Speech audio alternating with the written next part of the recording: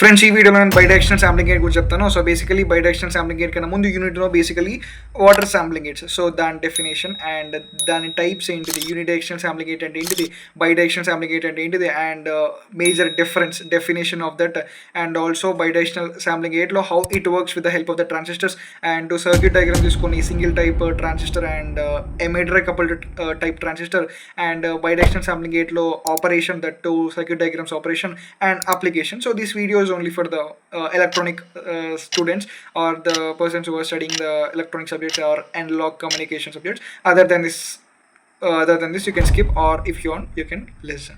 So let's get started.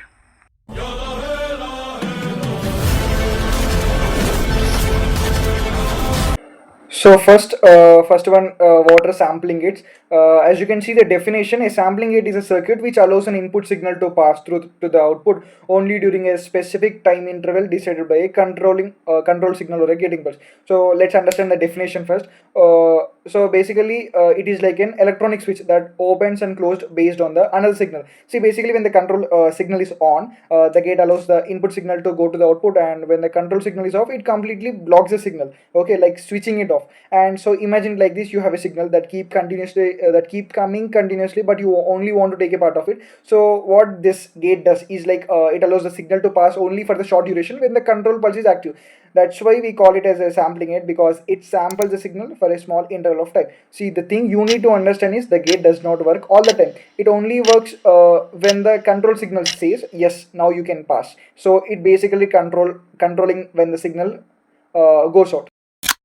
So as I said before, there are two types of sampling gates. So one is unidirectional and one is bidirectional sampling gate. So I'll go with the unidirectional sampling gate. As you can see the definition, a unidirectional sampling gate is a circuit which transmits signals of only one polarity, that is either only positive signals or only negative signals. So from the definition you can understand, like if the in a unidirectional sampling gate the signal passes only in one direction, and the thing is that if the circuit is designed to pass positive signal, it won't allow negative signal to go through. It works only in one sided of the waveform. You can think of it like this, like a one-way signal gate.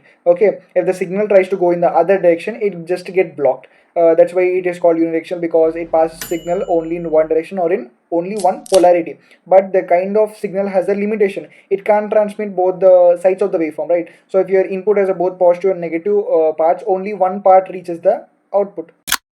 So next one is a bidirectional sampling gate. As you can see the definition, a bidirectional sampling gate is a circuit which can transmit signals of both polarities, that is both positive and negative signals. So from the definition you can see that in a bidirectional gate, both positive and negative signal are all to pass. That means it can handle AC signal, and where the signal keeps changing its polarity. So you can imagine it like a two-way road actually, right? Signal can flow in both the direction without getting blocked. So this type of gate is more flexible compared to the unidirectional gate, and that's why we mostly use bidirectional sampling gate in practical circuits. So because they can pass the complete signal, not just one sided of it.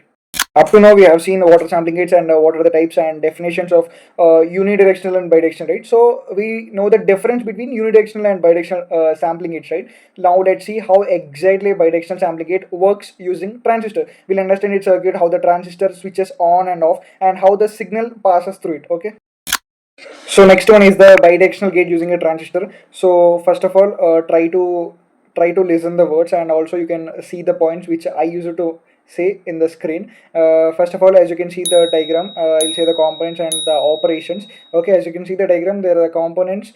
This is a single transistor bidirectional sampling gate, and the components, we have the transistor which acts as a main switching device, and there is the input signal Vs, which is the analog signal, okay, we want to sample, and the control voltage Vc decides when the transistor should conduct, and resistors and R1 auto connect to the base. They mix both the input and control signal, and the collector we have Rc.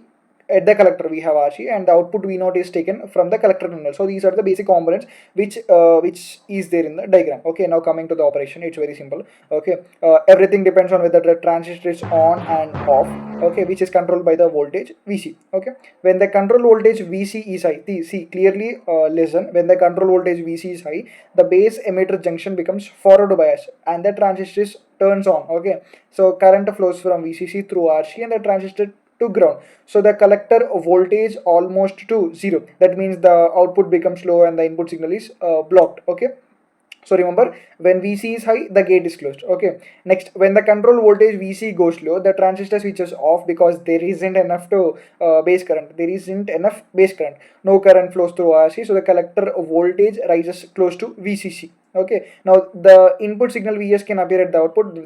This is when sampling occurs. So simply Vc low means gate open, signal passes. Okay. If you look at the waveform, as you can see that there is down the waveform is there, right? So as you can look at the waveform, you can clearly see the control pulse alternate between a high level V1 and a low level V2, right? The output follows the input only during the low level of the control pulse, showing that the transistor allows the signal to pass only those intervals. So in short, when the control pulse is high, the transistor conducts and blocks the signal, and when the control pulse is low, the transistor is off and the signal operates at the output. Okay, because it can handle both positive and negative parts of the input, as it is called bidirectional gate, right? So you can just remember it like this: Vc high means the transistor is acting like a closed door. Vc low means the door is open, letting the signal through.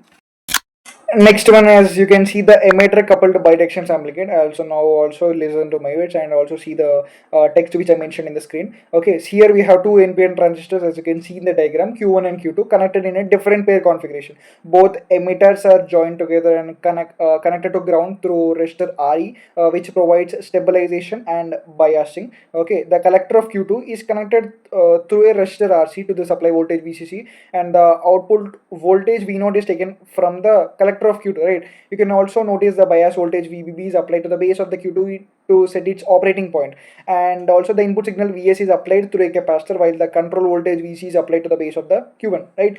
And now when the control voltage is the high level, transistor Q1 conducts, which reduces the base emitter voltage of Q2, turning it off. Okay, as a result the signal is blocked and no output appears at V0. Okay, now on the other hand, when the control voltage goes low, that means Q1 turn off and Q2 conducts, allowing the input signal to pass through to the output. Hence the circuit allows the signal to be transmitted or blocked based on the control voltage. That's why it is called a sampling gate. And since the signal can pass in the both direction, it is known as the bidirectional sampling gate. So this is about the emitter coupled transistor. Next one is coming to the applications. I'll mention the three applications as you can see in the screen. So as you can see, the circuit is widely used in the analog signal sampling. It allows the signal to be passed or blocked based on the control voltage, and which means it can accurately sample parts of a continuous signal without distortion. Okay, and next it is also used in the switching and modulation circuit, since it can control the flow of a signal using another voltage, and it acts like an electronic switch. Okay, making it suitable for modulating signals and in signals in communication systems. Okay, and finally the third one, the circuit is used in communication systems for control signal transmission. See, basically what it means is like it ensures that the signal is transmitted only when required, and improving the efficiency and reliability of the communication skills. So this is about the application. So overall, this gate finds its importance wherever precise signal control or sampling is needed. Video నచ్చినట్టయితే like కొట్టి subscribe చేసుకోవచ్చు కదా. చాలు కదా.